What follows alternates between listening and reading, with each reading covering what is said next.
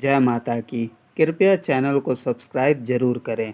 रावण ने सीता को ले जाकर लंका की अशोक वाटिका में रखा। प्रेम करने के लिए उसने सीता से बड़ी प्रार्थना की, परंतु सीता किसी प्रकार भी सहमत नहीं हुई और न ही उसकी बातों का कुछ उत्तर ही दिया।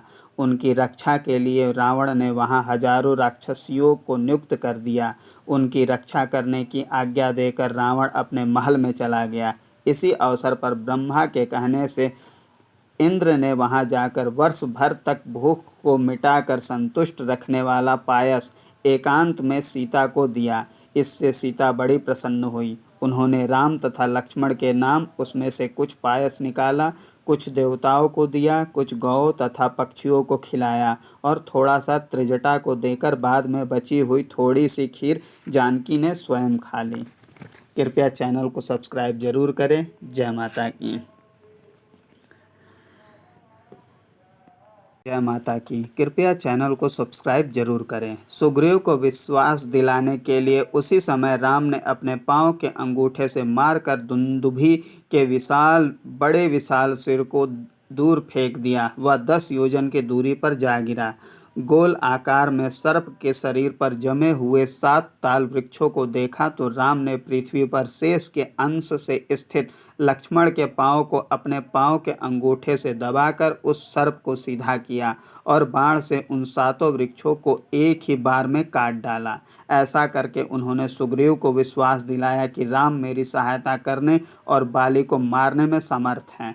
एक समय की बात है कि बाली ने अपनी गुफा में ताल के कुछ फल रखे थे। उनमें से 7 फल कोई उठा ले गया। बाली ने देखा तो उसे वहां फल की जगह सर्प दिखाई दिया। तब बाली ने सर्प को श्राप दिया कि जा, तेरे ऊपर 7 ताल वृक्ष उगेंगे। तब सर्प ने भी कहा कि जो पुरुष वृक्षों को काटेगा वही तुझे मारेगा, इसमें संदेह नहीं है। उसी सामर्थ्य को आज राम में देखकर सुग्रीव को विश्वास हो गया। तब प्रसन्न होकर सुग्रीव ने कहा, पूर्व काल में इंद्र ने बाली को एक माला दी थी, जिसे देखकर उसके शत्रु युद्ध में बलहीन हो जाते हैं। पहले कठोर तप करने पर वह माला कश्यप को शिवजी से मिली थी।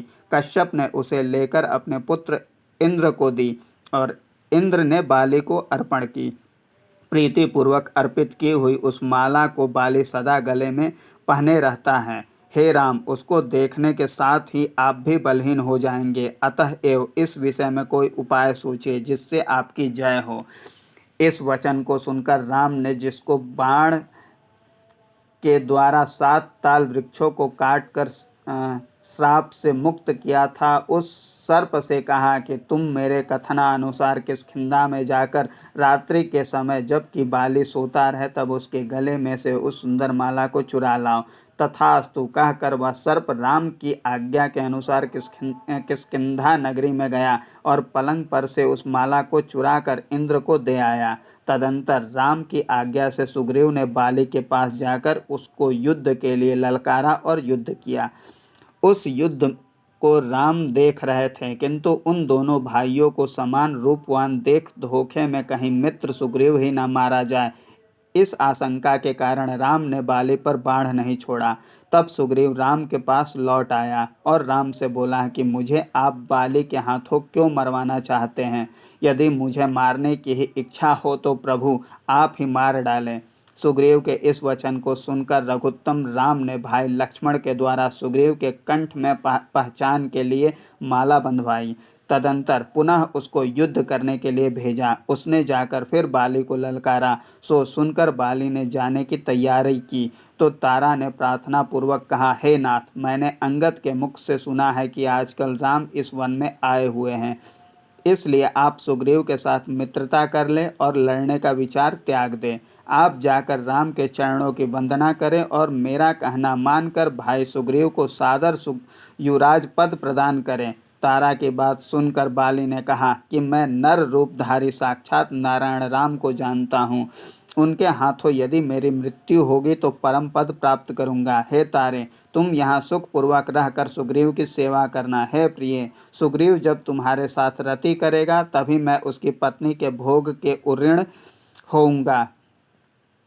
से उऋण होऊंगा। और हे भामिने, देखो आज मेरी माला भी लापता हो गई हैं। अतः एव मैं रणभूमि में राम के बाण से अवश्य मारा जाऊंगा। हे तारे, मैं तथा मेरे माता पिता धन्य है कि जो आज श्री राम के हाथों मेरी मृत्यु होगी। इस प्रकार तारा को समझाकर बाली तुरंत चल पड़ा और महान उत्पातों को देख कर भी संतुष्ट हुआ। वह अपने भाई सुग्रीव के साथ लड़ने लगा। उसी समय राम एक वृक्ष की आड़ में खड़े हो गए और बाली को बाण से मारकर पृथ्वी पर गिरा दिया।